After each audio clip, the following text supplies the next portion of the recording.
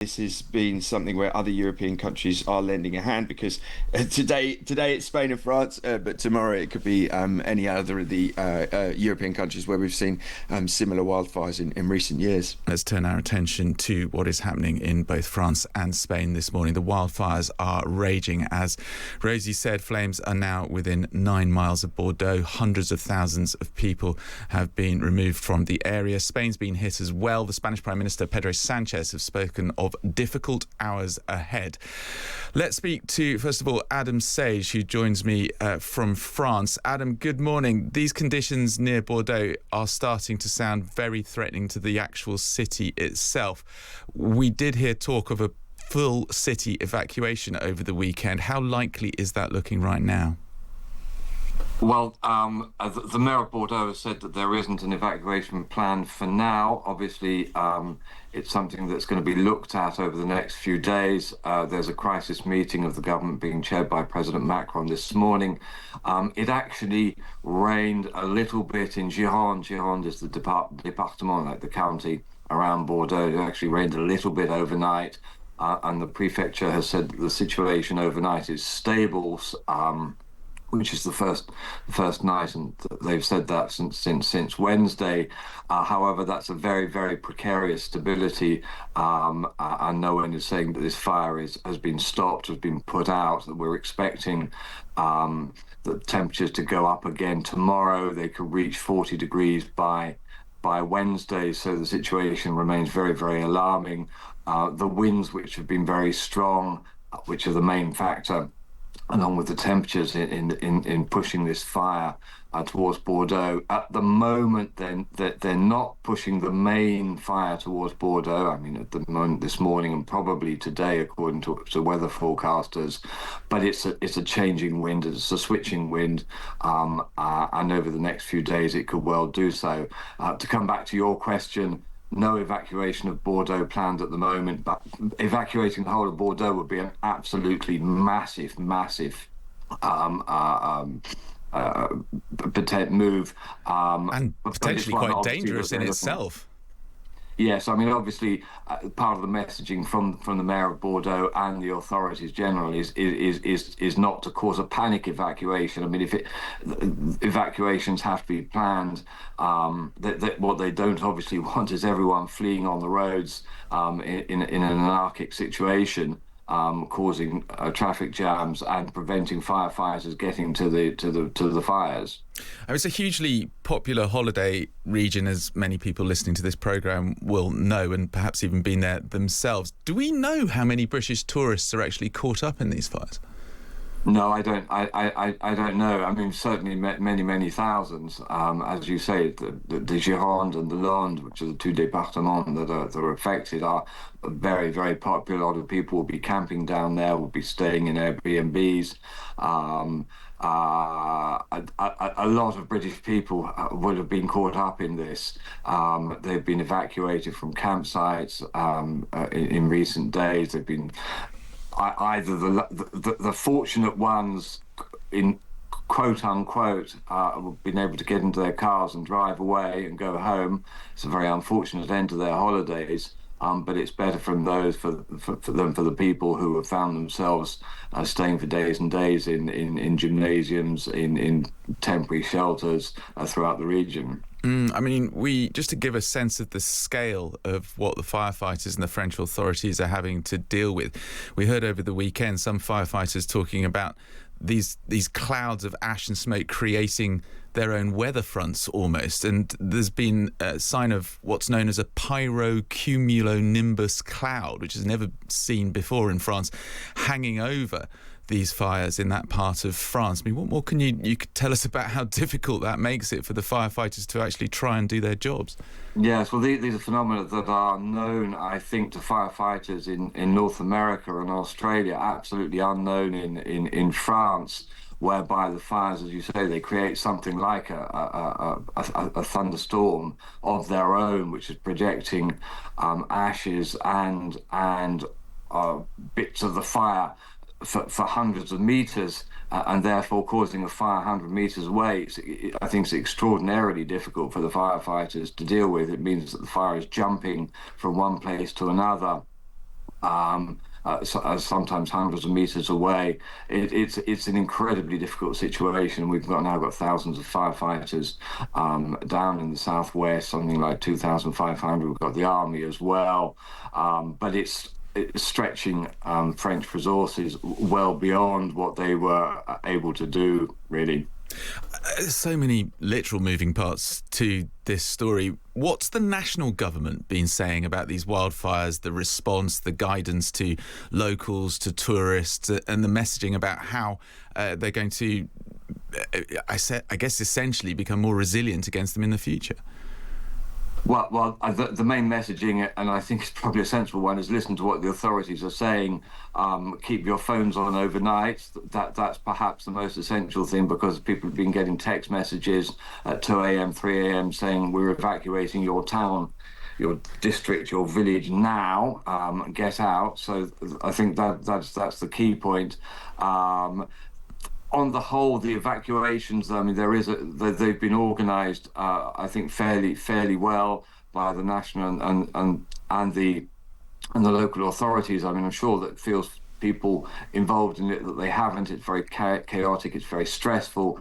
But so far, they've avoided loss of life. There are about 250 houses that have been burnt in southwest France so far, which gives you some idea of the scale of this as well. But they've and dozens of firemen have been injured, but so far they've avoided loss of life. Going forward, I mean, there is an emergency meeting this morning. Part of the issue is the economy of the area, because of course this is going to have a huge impact, economic impact. All the holiday industry, as we've said, has been shut down. Businesses have been shut down. There's no one's going back home. No one's reopening businesses in the next few days. That's an issue that the government has to look at. Beyond that, as you say, in the years to come, how to stop them in the years to come, there's an issue over the number of firefighting planes that France has. It only has 12 at the moment, and only 7 were available over the weekend because the other 5 were being repaired. It absolutely urgently needs more firefighting planes. The government recognises this, but it hasn't bought them.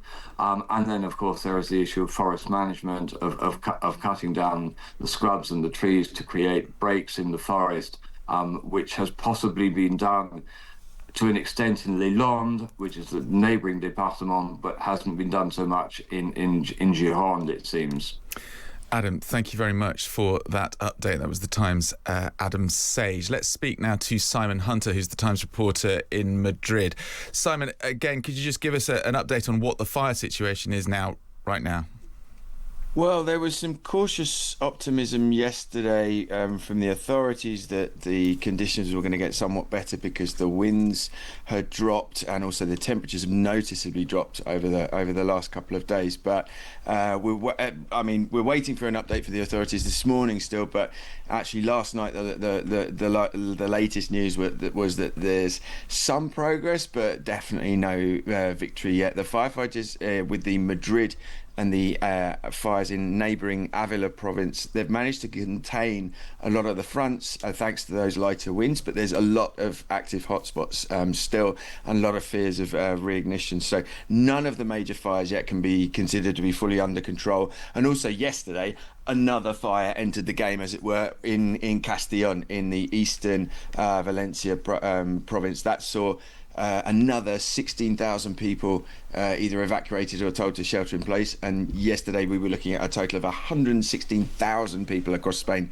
who have been told to either stay where they are or have been evacuated to safer areas.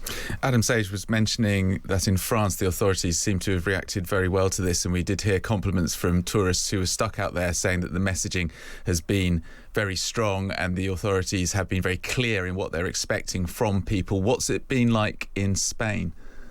Yeah, I would agree. I think the messaging right from the start has been very good from the central government, because the central government, we've been hearing a lot in recent days about this national emergency that's been declared, and as I've explained in previous interviews, that means that the national government has taken over those regional powers to fight the fire, to coordinate the responses. So the messaging has been very clear, to follow the instructions of the authorities. And also we've seen the political leaders and also the royal family in the areas.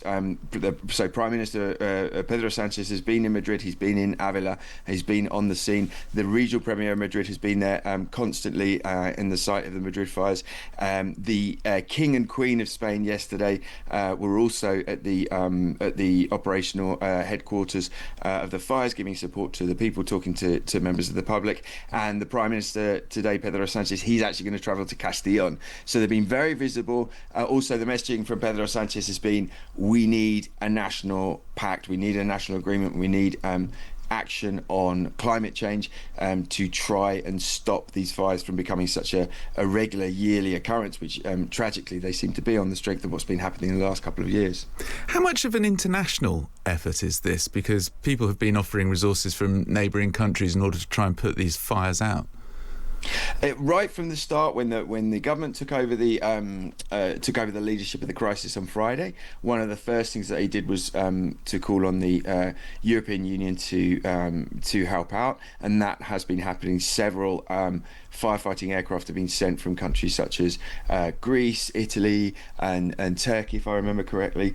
So yeah, this has been something where other European countries are lending a hand, because today it's Spain and France, but tomorrow it could be any other of the European countries where we've seen similar wildfires in recent years. I mean, from what you were saying over the weekend, it does sound as if, although the situation isn't under control, it seems to be improving. But we've got another heat wave predicted later on in the week. What are the fears that might bring? Yeah, I mean, I definitely feel from what the authorities were saying yesterday that I think we're over the worst of it. And of course, I mean, so much land we're talking about. I mean, this is the worst wildfire in Spain in recent history, and we're starting to see now pictures of just how bad the devastation is. I was looking at photo galleries on Spanish media, and you could see this campsite, for example, in Avila that had been completely razed. I mean, obviously these areas that have been completely burned, they're not going to reignite. Areas that are kind of been half burned, there are fears that there could be reignition there, but the areas that have been completely burned, obviously there's no chance of reignition there because everything has been burned. So obviously there still are fears, depending on the conditions, that we could see more fires. It really is going to depend on the winds. The winds have been one of the key factors in this crisis. So yeah, we're just going to have to cautiously monitor the situation over coming days and hope that it doesn't get too much worse. Simon Hunter, thank you for your time. Times reporter in Madrid.